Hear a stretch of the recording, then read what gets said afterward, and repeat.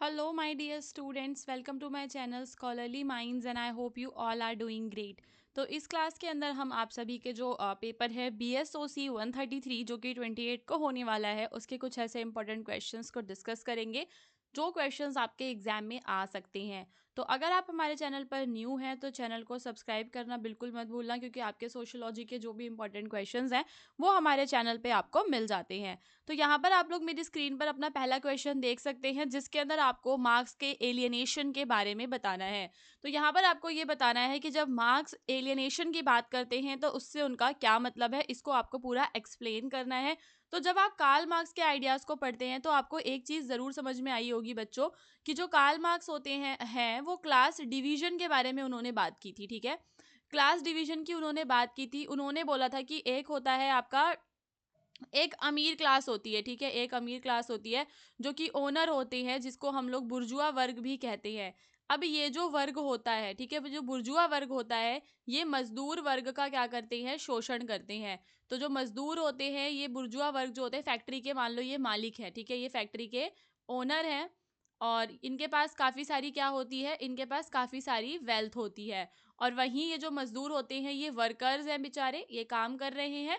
और पहली चीज ये जो है पुअर होते हैं। अब यहाँ पर एलियनेशन की थ्योरी आपको अब समझ में अच्छे से आ जाएगी क्योंकि आपको इसका बैकग्राउंड पता लग गया कि मार्क्स जो है क्लास डिवीजन की बात करते हैं। तो वो ये कहते हैं कि जो वेल्दी पीपल हैं वो वर्कर्स का क्या कर रहे हैं, शोषण कर रहे हैं। तो अब यहाँ पर हम लोग एलियनेशन के बारे में समझेंगे। तो अब यहाँ पे मार्क्स कहते हैं कि जो प्रोडक्ट ऑफ लेबर है उससे जो वर्कर्स हैं वो उत्पादन से अपने आप को एलियनेटेड समझते हैं। अब क्योंकि जो वर्कर्स हैं वो उस चीज़ के ओनर नहीं है, फैक्ट्री में जिस भी चीज़ को प्रोड्यूस किया जा रहा है वो वर्कर उसका ओनर नहीं है। तो इन अ कैपिटलिस्ट इकोनॉमी, कैपिटलिस्ट और सोशलिस्ट इकोनॉमी भी आपको समझ में आता होगा। तो बच्चों जो कैपिटलिस्ट इकोनॉमी होती है स्टूडेंट्स, जो हमारी पूंजीवादी जिसको हम लोग कहते हैं व्यवस्था, उसके अंदर जो भी सारे मीन्स ऑफ प्रोडक्शन होते हैं उनका ओनर कौन होता है, उनके जो ओनर हैं वो होती हैं हमारी प्राइवेट कंपनीज। ठीक है, प्राइवेटाइजेशन वहाँ पर हमें ज़्यादा देखने के लिए मिलता है। और वहीं जब हम देखते हैं सोशलिस्ट इकोनॉमी को तो वो इसको हिंदी में हम क्या कहते हैं, समाजवाद। और समाजवाद के अंदर जो होता है समाज की भलाई के लिए काम ज़्यादा किया जाता है। तो हम देखते हैं कि जो मार्क्स हैं वो कहते हैं कि जो कैपिटलिस्ट इकोनॉमी है यानी कि जहाँ पर हर कुछ चीज़ जो है वो प्राइवेटाइज्ड है, तो वहाँ पर जो वर्कर्स हैं, वहाँ पे जो भी गुड्स प्रोड्यूस हो रहे हैं वहाँ पे काम करने वाले जो वर्कर हैं उन गुड्स के ओनर नहीं है।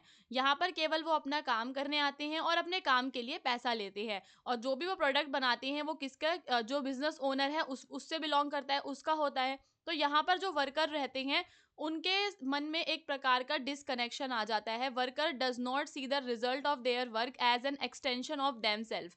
यहाँ पर उनको ये लगता है कि उस प्रोडक्ट से जो वर्कर है उनका किसी भी प्रकार का कोई भी लिंक नहीं है। Instead it become something foreign और इवन हॉस्टाइल टू देम।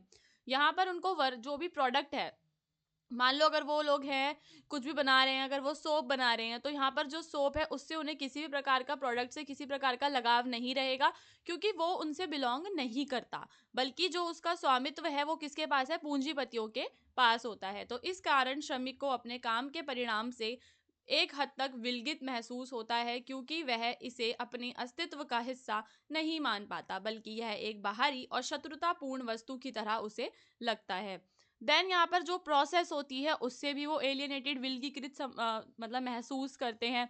तो कैपिटलिस्ट सिस्टम में जो वर्क है वो रिपीटेटिव और मोनोटोनस टास्क होता है। जैसे कि मान लो कि कुछ भी चीज़ वो बना रहे हैं, उस चीज़ को बनाने में 3 प्रोसेसेस है। तो हर एक प्रोसेस वाले लोग अलग अलग होते हैं।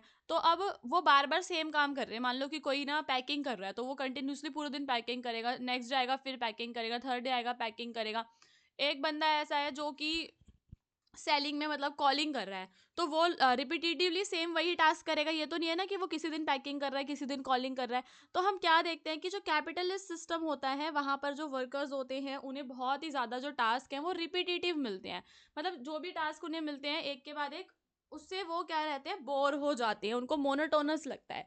ठीक है, जिसकी वजह से पूरी प्रोसेस से भी वो अपने आप को एलियनेटेड फील करते हैं, उन्हें किसी भी प्रकार का जो लगाव है वो महसूस नहीं होता। ठीक है, तो समझ में आया आपको कि काम की प्रक्रिया से विलगीकरण क्यों उन्हें महसूस होता है। So in capitalist system work is often broken down into repetitive monotonous tasks. Workers perform a small specific task without having control over the whole process. तो पूरी प्रोसेस पे तो उनका कंट्रोल नहीं है, बस वो अपना एक काम कर रहे हैं, उन्हें और किसी चीज से मतलब नहीं होता। ठीक है। सो एक second, they are reduce to mere cogs in the machine. और यहाँ पर जो वर्कर है उसको एक मशीन की तरह समझा जा रहा है, उसका कुछ भी क्रिएटिवनेस जो है उसकी वो भी बाहर नहीं आ रही। तो जो वर्कर है वो एलिनेटेड फील कर रहा है जो भी वो काम कर रहा है उससे। तो पूंजीवादी व्यवस्था में श्रम को छोटे छोटे दोहराए जाने वाले कार्यों में बांट दिया जाता है। अब जो श्रमिक है वो अपने के पूरे प्रक्रिया पर वो नियंत्रण भी नहीं रखता, केवल एक छोटे कार्य को करता है जो ना तो रचनात्मक है और ना ही उसकी व्यक्तिगत संतुष्टि है। अब कोई व्यक्ति पूरे दिन पैकिंग कर रहा है, उसके अंदर वो क्या क्रिएटिविटी दिखाएगा, और कहाँ से उसकी जो पर्सनल जो उसको फुलफिलमेंट है पर्सनल लाइफ में, वो कहाँ से फुलफिल फील करेगा। तो ये चीज रहती है इसमें। इसके बाद होता है हमारा एलिनेशन फ्रॉम ह्यूमन नेचर। अब क्योंकि जो वर्कर्स है वो आते हैं, अपना काम करते हैं और चले जाते हैं, तो जिन भी लोगों के साथ वो काम करते हैं उनके साथ उन्हें किसी भी प्रकार का जो है लव लव कह सकते हैं या लगाव कह सकते हैं, वो महसूस नहीं होता, भाईचारा महसूस नहीं होता। तो यहाँ पे जो मार्क्स है उनका मानना था कि श्रम मानव पहचान का एक महत्वपूर्ण हिस्सा है। काम के माध्यम से ही व्यक्ति अपनी रचनात्मकता, व्यक्तित्व और क्षमता का प्रदर्शन कर सकता है। लेकिन जब हम पूंजीवादी समाज में जाते हैं तो जो श्रमिक है वो केवल क्या कर रहा है, जीवित रहने के लिए काम कर रहा है और पैसे कमा रहा है। अपनी जो उसकी खुद की रचनात्मकता है वो उसको वहां पे, जो उसकी क्रिएटिविटी है वो उसकी निकल के बाहर नहीं आ रही, और जितना उसकी क्षमता है, जितना उसका पोटेंशियल है, उसको वो डेवलप नहीं कर पा रहा। देन वो दूसरे लोगों से भी एलियनेटेड फील करता है। तो कैपिटलिस्ट सोसाइटी में कंपटीशन को एनकरेज किया जाता है। जो वर्कर्स होते हैं वो एक दूसरे पे मतलब श्रमिकों को नौकरी, वेतन और अवसरों के लिए एक दूसरे से मुकाबला करना पड़ता है। प्रतिस्पर्धा को बढ़ावा देते हैं। इस प्रतिस्पर्धा के कारण लोग एक दूसरे से अलग थलग भी महसूस करते हैं। बड़ी बड़ी कंपनीज में देखा होगा, सब मतलब एक दूसरे से अलग थलग फील कर रहे होते हैं, चिढ़ रहे होते हैं वो अपने अंदर ही अंदर। तो ये चीजें रहती हैं कि डिसकनेक्शन बहुत ज्यादा है, लोग कोलैबोरेट नहीं करते बल्कि एक दूसरे को राइवल्स की तरह समझते हैं, प्रतिद्वंदियों की तरह समझते हैं। So the system of capitalism encourage individualism over community. तो कैपिटलिज्म हमेशा ना इंडिविजुअलिज्म को देखो प्रमोट करता है, और कम्युनिटी जो होती है उसको इग्नोर करता है। तो यहाँ से जो है एलियनेशन बिटवीन द पीपल भी हम देख सकते हैं। तो इन शॉर्ट, मार्क्स की जो थ्योरी है एलियनेशन की, वो एक्सप्लेन करती है कि कैसे जो कैपिटलिज्म है वो एक ऐसी सिचुएशन क्रिएट करता है जहां पर जो वर्कर है वो अपने आप को डिसकनेक्टेड फील करता है प्रोडक्ट से, वर्क की प्रोसेस से, अपने जो फेलो जिनके साथ वो काम कर रहा होता है, कंपनी मैनेजर के साथ, अपने मालिक के साथ, हर किसी के साथ वो क्या है, विलगीकृत महसूस कर रहा होता है। और मार्क्स के अनुसार यह विलगीकरण पूंजीवाद के शोषणात्मक और अमानवीय स्वभाव को भी दर्शाता है। तो मार्क्स कहते हैं कि जो पूंजीवाद है वो कैसा है, शोषणात्मक है, वो शोषण करता है। देन अब हम यहाँ पे दूसरा क्वेश्चन डिस्कस करेंगे जो आपके ये दुर्खीम है। अब ये जो दुर्खीम वाला क्वेश्चन है ना, देखो इस एक तो मार्क्स के विभिन्न विचार आपके आ रखे हैं। अभी तो हमने खाली एलियनेशन वाला पढ़ा है, पर एक दो विचार और है मार्क्स के जो हमें पढ़ने पड़ेंगे, कि मतलब और भी आइडियाज है मार्क्स के। ऐसे ही जो दुर्कीम के भी दो तीन आइडियाज हैं जो पेपर में आते हैं, तो इनके दोनों के क्वेश्चन जरूर आएंगे। तो अगर आपके पास टाइम है अभी, तो आप लोग बुक से भी इनके टॉपिक्स को कवर कर सकते हो, पूरा पूरा पढ़ सकते हो, क्योंकि हमें नहीं पता इनका कौन सा वाला आइडिया वो पूछ लेगा। तो फिलहाल अभी हम यहाँ पे देखेंगे कि स्टडी ऑफ सुसाइड में जो दुर्कीम है उनका क्या सेंट्रल आइडिया है। तो पहली चीज है, दुर्कीम है ये कौन है, फ्रेंच समाजशास्त्री हैं। ठीक है, फ्रेंच सोशियोलॉजिस्ट हैं, और इन्होंने जो उनका वर्क है ले सुसाइड, जो भी 1897 उन्होंने लिखा था, यहाँ पर इन्होंने सुसाइड के बारे में बहुत कुछ मतलब एक्सप्लोर किया है। अब क्या इन्होंने एक्सप्लोर किया है वो देख लेते हैं। तो अब यहाँ पे जो दुर्कीम है इनका क्या बिलीव है, that suicide rates are influenced by two main social factors. तो यहाँ पर ये दो चीज़ों की बात करेंगे कि जो सुसाइड है वो किस दो चीज़ों से इन्फ्लुएंस होता है। पहला सोशल इंटीग्रेशन और दूसरा सोशल रेगुलेशन। तो these are the two key aspects of how society shapes the individual behaviour and mental state. अब सोशल इंटीग्रेशन क्या है, तो this refers to the degree to which individual feel connected to their society, family और community. अब यहाँ पर देखो, अगर कोई व्यक्ति समाज के साथ जुड़ाव हमेशा महसूस करेगा, अपनी फैमिली में जुड़ाव महसूस करेगा, अपने फ्रेंड्स के साथ जुड़ाव महसूस करेगा, यानी जो बंदा सोशल लाइफ में ज़्यादा जो है एक्सट्रोवर्ट टाइप का होगा, तो वो बंदा है क्या रहेगा, they are less likely to commit suicide, वो सुसाइड जल्दी नहीं करते, है ना। और दूसरी चीज़ होती है सोशल रेगुलेशन। तो यह उस हद को दर्शाता है जिस हद तक समाज व्यक्तिगत इच्छाओं, व्यवहारों और क्रियाओं को नियंत्रित करता है। यदि व्यक्ति की इच्छाएं समाज द्वारा नियंत्रित और मार्गदर्शित नहीं की जाती, तो वो खोया हुआ या अलग-थलग महसूस करता है और आत्महत्या की ओर ले जा। अब मान लो व्यक्ति है, और कोई व्यक्ति है जो ना बहुत ज़्यादा सरकारी नौकरी करना चाहता है, उसने पढ़ाई भी कर ली, लेकिन समाज द्वारा सरकार जो है उसको नौकरी नहीं दे रही। तो यहाँ पे क्या है कि अच्छे से रेगुलेट नहीं हो पा रही चीज़ें। तो जब ये रेगुलेशन की कमी होती है, तो वो व्यक्ति अपने आप को अलग-थलग महसूस करने लग जाते हैं, और यहीं से क्या रहता है कि वो आत्महत्या भी कर लेते हैं। अब ये 2 चीज़ें हैं, ये आपको बतानी ही पड़ेंगी। एक तो सामाजिक नियंत्रण और दूसरा है आपका सामाजिक एकीकरण। ये दोनों आप बताएँगे इनके आइडिया के अंदर। देन आप बताएँगे टाइप्स ऑफ सुसाइड उनके। तो सबसे पहले वो एक अहम आत्महत्या, जो इंसान अपने ईगो के लिए जो आत्महत्या कर लेता है। तो ईगोइस्टिक सुसाइड जब होता है, जब व्यक्ति सोसाइटी से डिस्कनेक्टेड फ़ील करता है। और ये जो टाइप ऑफ सुसाइड है, ये उन लोगों में कॉमन है जिन लोगों में जिनके वीक फैमिली बॉन्ड्स होते हैं, सोशल कनेक्शंस जिनके वीक होते हैं, ये सुसाइड वो लोग करते हैं।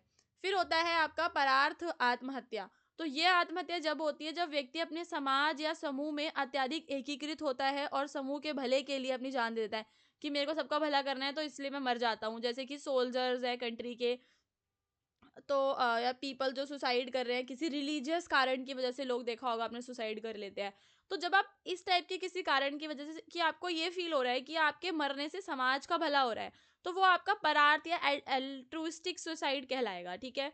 देन आपका होता है एनोमिक, यानी कि अराजक। तो जब आप समाज में आपको गड़बड़ी दिख रही है, आर्थिक मंदी है, संकट है, राजनीतिक संकट है, आप डिस्कनेक्टेड हो गए हो, आप परेशान हो गए, आप समाज को ठीक करना चाहते हो, तो आपने क्या किया कि अब यहाँ पर आपने अराजकता में आकर क्या कर ली, आत्महत्या कर ली। तो ये एनोमिक सुसाइड हो गया। फिर आपका फैटलिस्ट होता है, निराश हो गए आप समाज से, मतलब आपको समझ नहीं आ रहा, आपको अप्रेस्ड फील हो रहा है, तो ये हो गया आपका फैटलिस्ट, ठीक है। अब्यूजर रिलेशनशिप में कोई है, वो सुसाइड कर लेता है। अभी एक आपको फैटलिस्ट सुसाइड का बहुत अच्छा केस है, अभी जो रिसेंटली आ भी रहा है न्यूज़ में, आप सबने ज़रूर देखा होगा कि वो जो मेल है, वो उसकी वाइफ ने उनको बहुत ज़्यादा ओप्रेस किया था, जिसकी वजह से उन्होंने सुसाइड कर लिया। तो वो एक प्रकार का क्या है, आपका फैटलिस्ट सुसाइड कहलाता है। तो ये सारे विचार हैं जो कि किसके द्वारा दिए गए हैं, आपके दुर्खीम के द्वारा दिए गए हैं, सुसाइड से जुड़े हुए उनके विचार हैं। दुर्खीम के जो बाकी के विचार हैं, उन्हें भी हम लोग कवर करेंगे नेक्स्ट वीडियो के अंदर, ताकि मोस्ट ऑफ द टॉपिक्स आपके कवर हो जाए। अभी फिलहाल हम आसान भाषा में समझने की कोशिश करते हैं हर एक टॉपिक को, बिकॉज ये जो आपका सोशोलॉजी का टॉपिक है ना, बहुत डिफिकल्ट है, और इसको कोई कितना भी इजी समझा लेगा, समझना बहुत ही मुश्किल है इसको, मुझे ऐसा लगता है।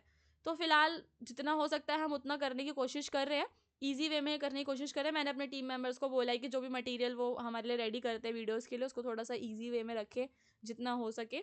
सो नाउ हम पूर्व नियति के सिद्धांत के सामाजिक प्रभाव देखेंगे कि प्रीडेस्टिनेशन का मतलब क्या होता है। तो सबसे पहले आपको समझना है कि ये डॉक्ट्रिन आखिर है क्या।